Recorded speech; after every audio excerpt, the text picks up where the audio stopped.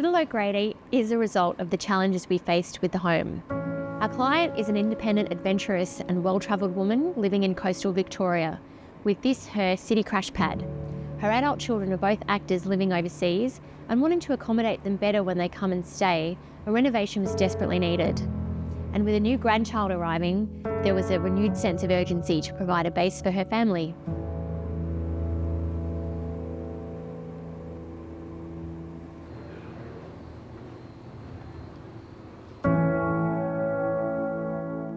The house is in Albert Park, a bayside suburb south of Melbourne, on a small lane-like street. The area has a unique mix of architecture with late Victorian homes, as well as intact row houses in different periods. With access to the beach, Albert Park Lake and boutique shopping, it's no surprise that people don't move away, and this is partly why our client chose to renovate. The site is compact, only 110 square metres, and comes with the added challenge of being south-facing.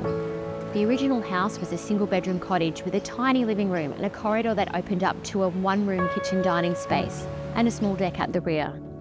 When visiting, you never got any of the joy that comes when you invite sunlight into your house, so it was definitely a priority with the design. Of course, the owner wanted her sons to be able to stay and be comfortable, so there was desire for a guest suite, turning it into a two-bedroom house. We normally try to solve the south-facing challenge first, and that was critical here, so we quickly came up with an option for a courtyard scheme. The challenge was to allow it to completely open, and this is done by a series of sliding and stacking doors that move completely out of the way, creating one large space that encompasses the living room, the courtyard, and the kitchen.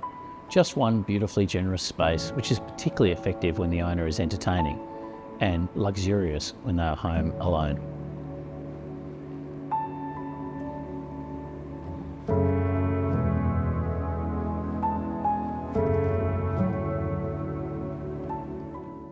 Wedged between two row houses, there is a small front veranda garden.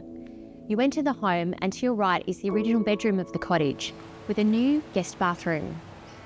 Creating this downstairs bathroom was important, so a remapping of the layout was needed. Beyond the bathroom is the open living room with built-in joinery which opens to the beautiful courtyard. It may seem strange not to fully utilise the space under the stairs and to have an open tread staircase, particularly in such a small footprint where storage is always needed. However, one of the best things you can do in a small house to give a feeling of space and spatial flow is to open the stairs to allow light to filter through. It actually increases the feeling of space. Past the stairs and courtyard is the kitchen and dining space with rear access.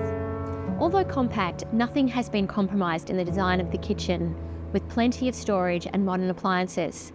Being at the southern end of the site, the kitchen has several highlight windows which allow for northern and eastern sun, and another highlight window which connects through to the borrowed landscape of the south.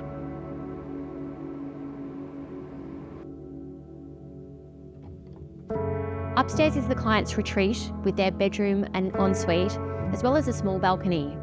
The bathroom is tucked into the form of the roof as it rakes down, without impacting on the courtyard below. Bathing is important to the owner. To give a bit more wow factor, we added a beautiful skylight over the bath, which dissolves into the window to provide a big sky view and a sense of delight when bathing.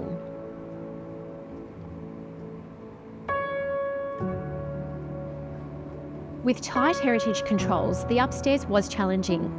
We ended up pushing it back to the middle of the site in order to comply with the City of Port Phillip Heritage Policy envelope, and tucking and weaving where necessary to avoid overshadowing the neighbours.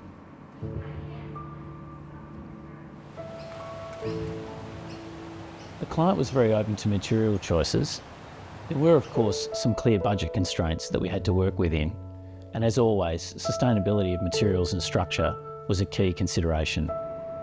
As a result, timber becomes the defining materiality. It was an opportunity to express sustainable construction that has a beauty and warmth. So we left the structure exposed, showcasing ceiling joists and beams and their attention to craftsmanship and detail, and this works in together with timber finishes to the floor, windows, doors and joinery.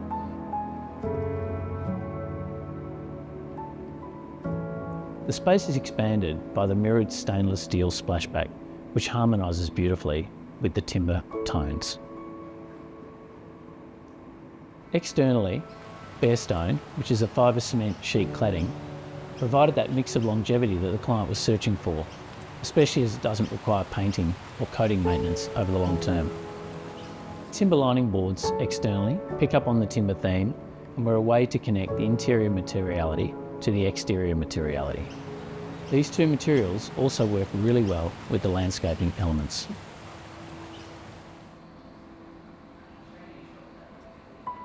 While there is a bit going on when you see this house, there's a real sense of calm and zen-like feeling to the space. The repetition of elements you experience in the exposed timber of the ceiling plane as it goes through the house is picked up by the repetition of elements of the hanging stair, which has open steel rod balustrades and timber treads. The natural light and the flow of space evoke that feeling of calmness.